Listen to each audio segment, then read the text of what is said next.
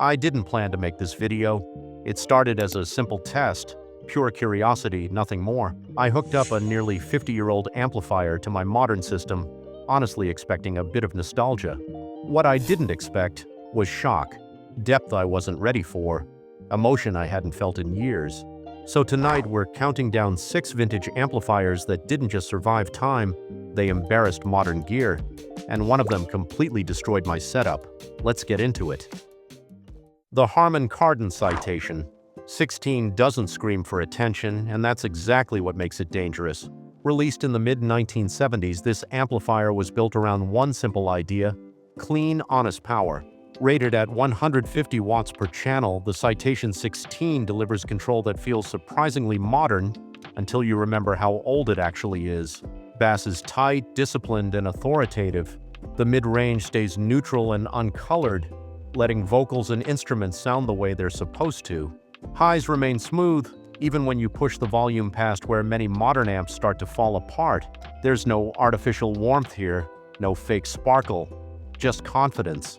This is an amplifier that doesn't try to impress you in the first 5 seconds. Instead, it wins you over slowly. 5 minutes pass, then 10, and suddenly you realize how right everything sounds. Built like a tank, with massive power reserves and conservative engineering, the Citation 16 comes from a time when designers cared more about long-term performance than flashy features. Modern amps often sound exciting.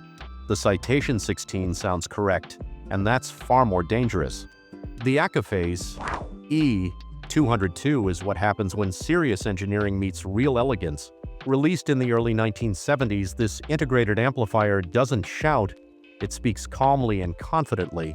From the very first note, the E-202 sounds refined, smooth, and deeply musical. Bass is controlled, never aggressive. The mid-range is where it truly shines, rich, liquid, and full of texture. Vocals don't just sound good, they feel present, almost physical. Highs are detailed but always polite, never sharp, never tiring. This is the kind of amplifier that relaxes you without asking permission. Your shoulders drop, you stop skipping tracks, you just keep listening. Accuphase built the E-202 with obsessive attention to detail, high-grade components, immaculate layout, and a level of build quality that still embarrasses many modern integrated amps. There's honesty in its sound, but also warmth, accuracy without coldness. It doesn't chase excitement, it builds trust. Yes, many modern amplifiers measure better, but very few make music feel this civilized. The Accuphase E-202 doesn't try to impress your ears, it quietly convinces your soul. The Marantz 2275 is pure joy turned into an amplifier. This isn't just one of the most loved vintage receivers ever made, it's one of the most fun. With 75 watts per channel, it lands right in that sweet spot between power and personality. The sound is warm, full, and inviting. Bass has real weight. The mid-range is lush and emotional. Highs stay smooth enough for long late-night listening sessions. It doesn't attack you with detail. It wraps you in the music. Rock feels alive. Jazz feels intimate. Vocals feel human.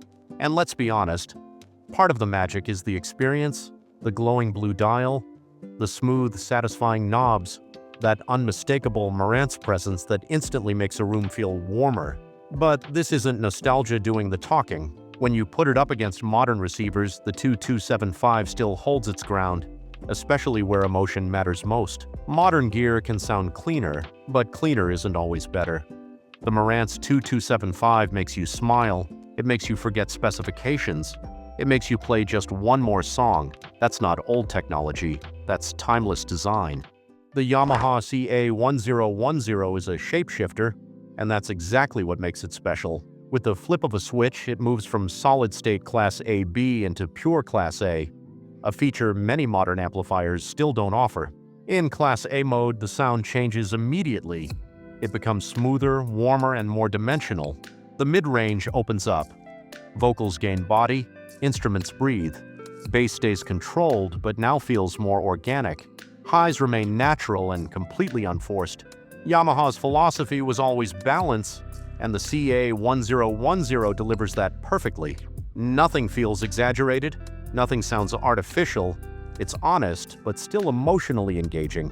What surprised me most was how calm it stayed. Even during complex, demanding passages, the CA-1010 never sounds stressed. It just flows. The design reflects that same mindset. Clean, purposeful, and free of gimmicks. No unnecessary flash, just engineering confidence. Many modern integrated amps promise versatility. The CA-1010 actually delivers it with character. This amplifier proves something important.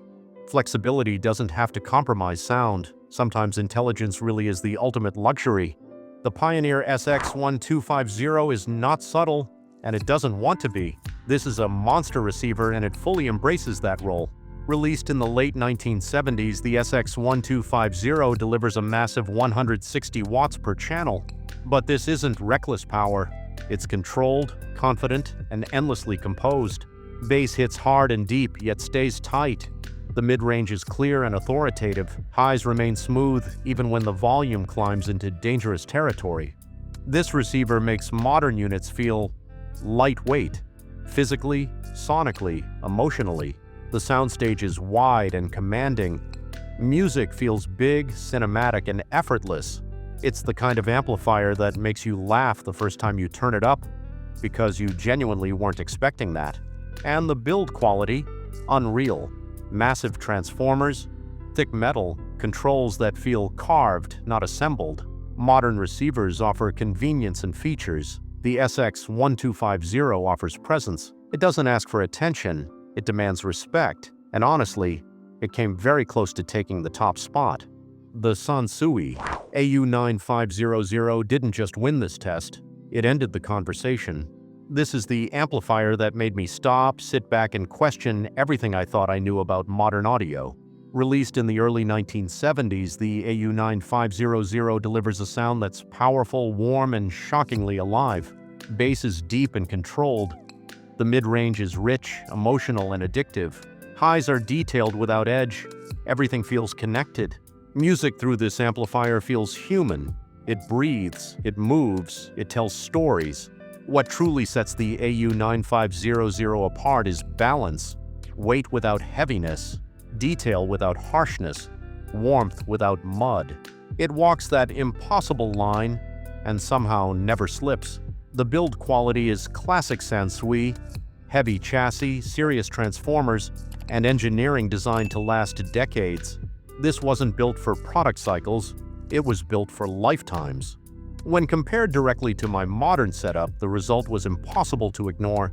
The Sansui didn't sound old, the modern amp sounded empty. This isn't nostalgia, this is mastery. The Sansui AU-9500 didn't just beat modern gear, it reminded me why I fell in love with music in the first place.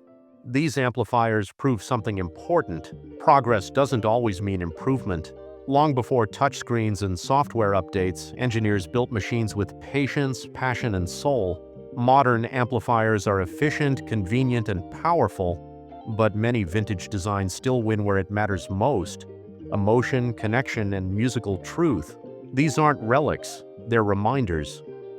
If a 50-year-old amplifier can still outperform modern gear today, maybe the future of great sound isn't ahead of us, maybe it's already been built. If you enjoyed this journey, hit like, subscribe, and let me know which vintage amplifier shocked you the most.